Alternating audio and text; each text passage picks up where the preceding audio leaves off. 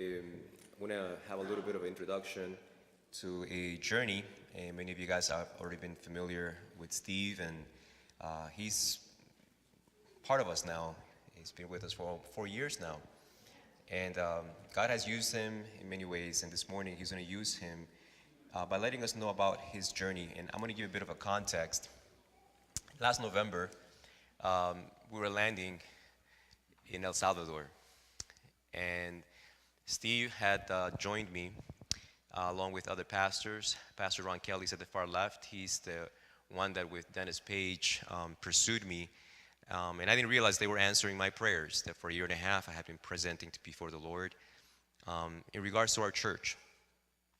And the way this whole thing happened is I had thought of another person to bring with me, but the Lord closed those doors down, and I approached Steve. The day that I realized I needed to make a decision, I called Steve after praying, and the Lord putting his name in my mind clearly. And so I called Steve at his job. I knew that he was busy, but I thought maybe he'll pick up, and he answered. And I said, Steve, would you like to come to El Salvador with me in 2 weeks? I said, give me a couple of days to think about this. And what did I say? He said, no, I need to know right now. I said, well, that's not a couple of days, but I said, okay, I will. And God knew that if I had given him a couple of days, the answer may have been... I would have come up with some excuses why I couldn't go, definitely. So he was there, and we didn't really know why. I thought I needed to bring a layperson. That was the condition for me as a pastor. And I didn't know God was doing this, all of this, orchestrating this. They fed us really good food, but eventually we got to a site where this is a picture of the land. That group of members that you see there purchased that land after years of saving. El Salvador uses US dollars as their currency, but they get paid pittance, especially if you're a farmer, especially if you're working outside of the city. And so it took years for this small group to raise enough funds to purchase this land that was used as a cornfield, as you can see. Now they had the land, but they definitely didn't have the money that it took to build the actual structure. So when we got there, we were climbing up this hill. There we go. And we were looking around trying to, figure out what we're going to see. We saw this community well. Everybody in the community comes to this well to get water. This is the view.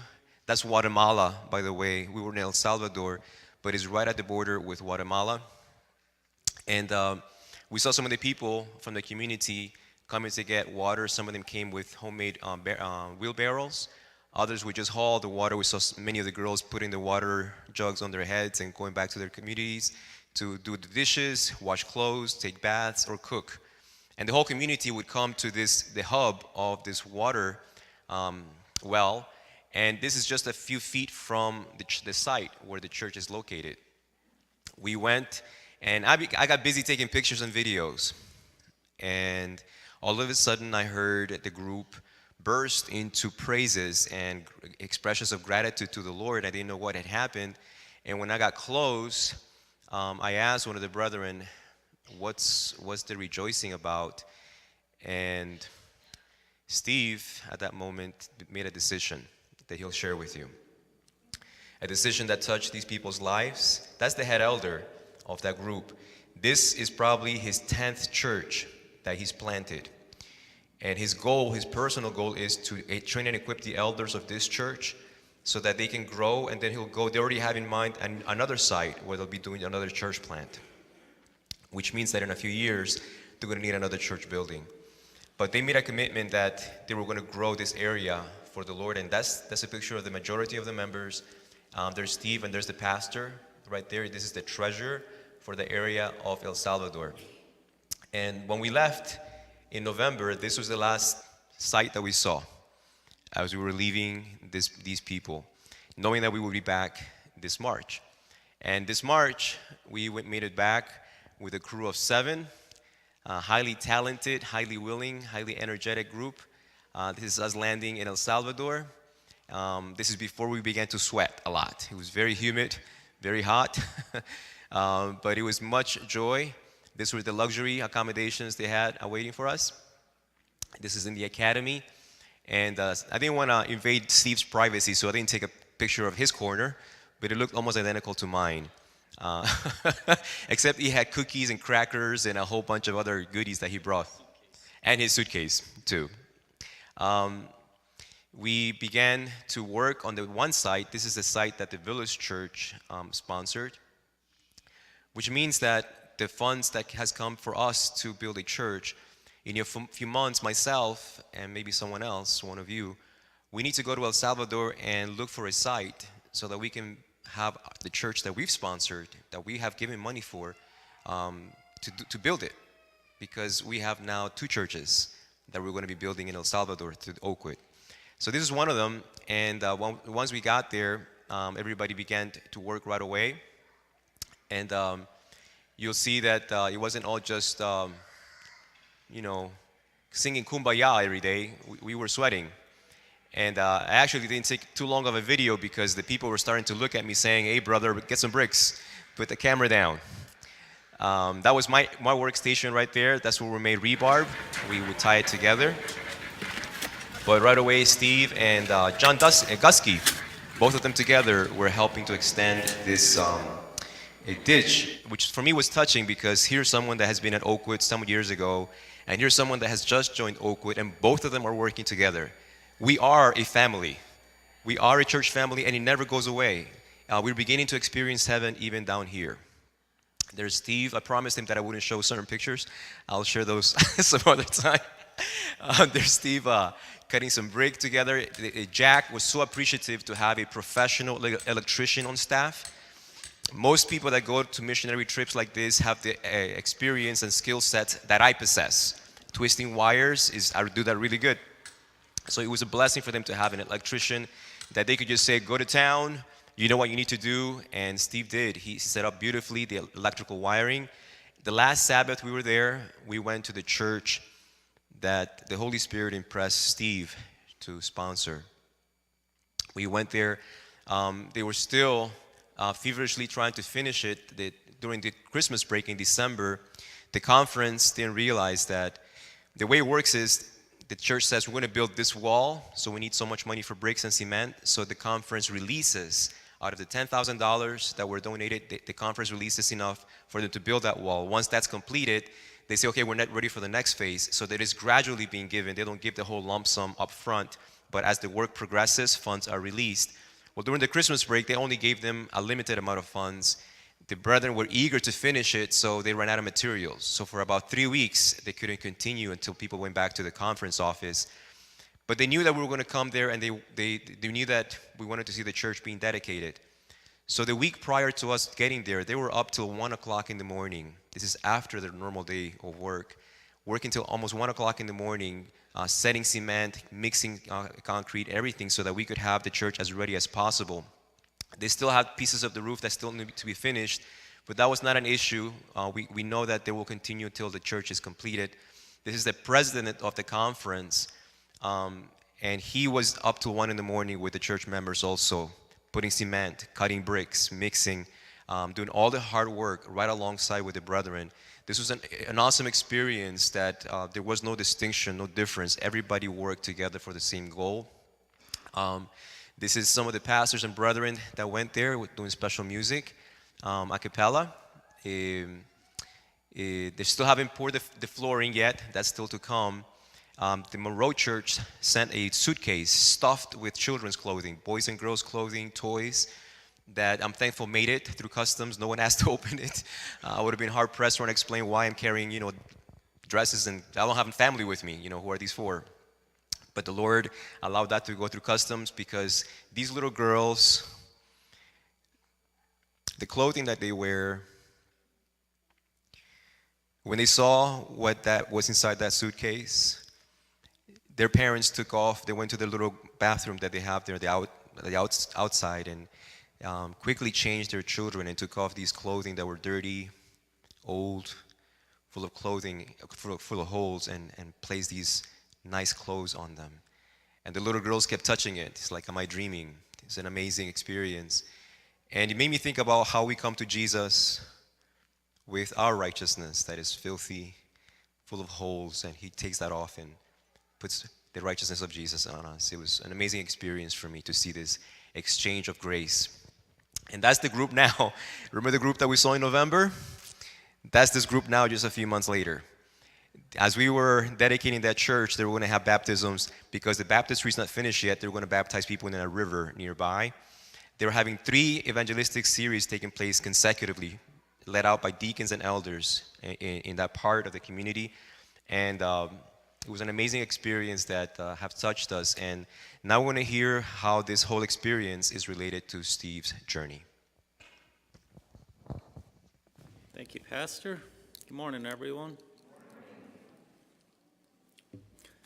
I'm very honored and humbled to be up here today, and I would like to share my story, a journey from the beginning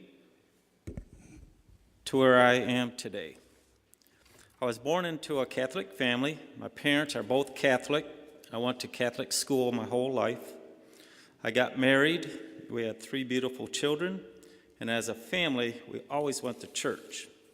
About 10 years ago, I was feeling spiritually empty. I knew I had a huge hole in my heart in my relationship with God.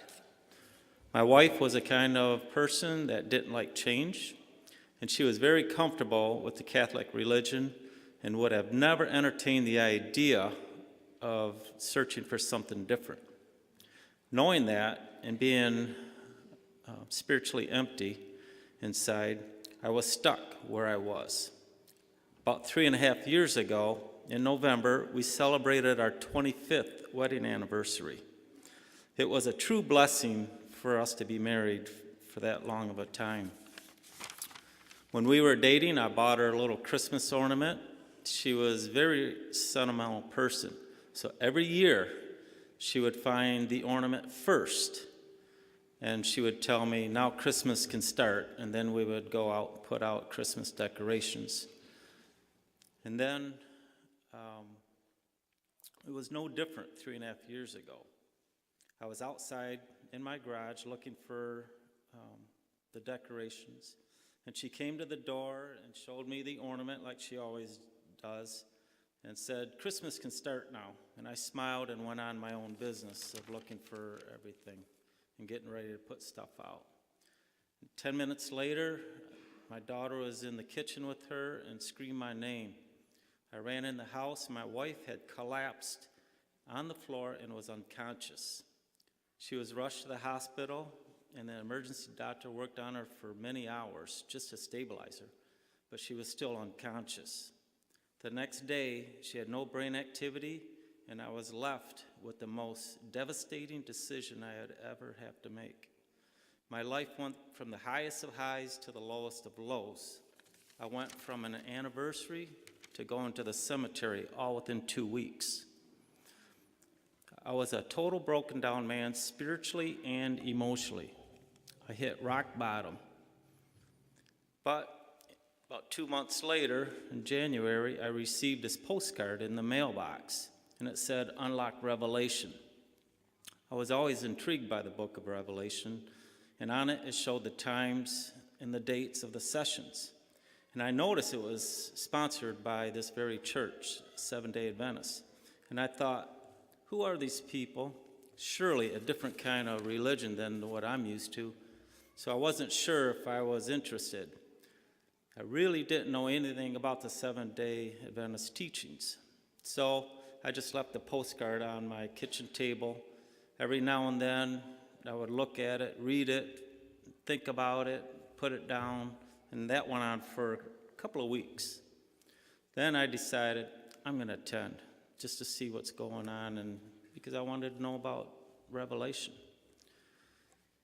I would do this, and then one day, the time come to show up, and I come, and the first day, Pastor Ariel was here leading the session, and he did a great job, as you know, and I wanted to come back again.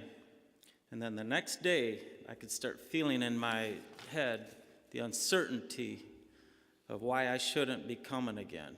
Then I started thinking, well, I'm grieving. My job is hard. I'm tired. I just want to be alone and just kind of be home and just grieve. But I decided to come anyways. I decided also that it would be my last one I was going to attend. But during the middle of the session, there was a break, and Pastor, he handed out all these prayer cards and asked for us to put on the cards anybody we wanted to pray for. And I wrote on the card my wife's name and rest in peace. And he collected all the cards, and then I could see him slowly coming up to me, and he put his hand on my shoulder, and he asked about my late wife. I could see how deeply moved he was by my story. And again, he did a great job the rest of the evening, and at that very point, I decided I was going to make all of them. During the course of the following sessions, he would seek me out and talk with me, and for the first time, I felt like somebody really cared about my situation and what I was going through. As the series was wrapping up, he asked me if I wanted to do some Bible studies, like a one-on-one. And I thought, sure, absolutely I would do that. I'd be happy to do that. And as we were studying, I could feel something change inside me. I could feel like I was starting to get a glimpse of who God really is. We studied for about 1.5 years. He asked me if I wanted to get baptized. I told him, Pastor, I was already baptized as a baby. And he says, I know that. He says, but did you give your life to Christ as a baby? And that's when I realized I knew I had to truly be baptized. So last March, about 13 months ago, as you all know, I was baptized into this church. And during our studies, when we were studying the Bible, he asked me what I wanted to do with my life. I said, well, when I'm retired, I would love to go on mission trips. But that would be in about 10 or 15 years when I'm retired, of course. The pastor said that would be nice, and we continued talking. He says, it'd be rewarding, and it certainly would be a life-changing experience if you did that.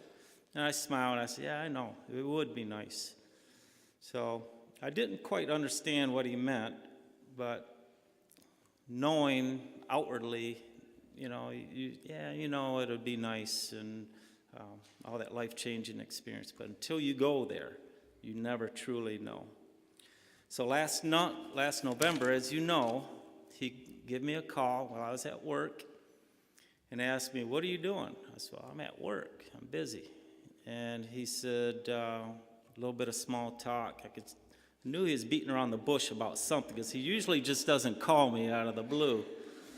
And he says, hey, do you want to go to El Salvador? And explained we're going to go to do some site visits, for future church building. And I told him, give me a few days. Let me think about this. And the pastor said, no, I need to know right now because we got to buy plane tickets. And I thought, well, it's really not a couple of days to make a decision. But I could feel something inside me say, yeah, you should do it. I told him, of course I will go. So a few weeks later, we headed to El Salvador, and after we got back, he informed me several churches are going back in March to build the 2 churches, and we'll be gone for about 10 days. And he asked me if I wanted to go, and there's also other people from Oakwood that's going. And I thought, God, this isn't 10 or 15 years, and I'm not retired. It's only been like 4 months. And I thought to myself, this isn't in my plan and in my timetable that I laid out for myself. I was nervous, and excuses started playing in my head. I was thinking about my job, my workers, and everything. And then I could feel something in my heart that was talking to me, and it was God. He said, trust in me, everything will be fine while you're gone. So shortly after that, I said, Pastor, yeah, I'm ready to go. And then I put my down payment on the trip, and when I did that, I felt this sense of relief and excitement at the same time.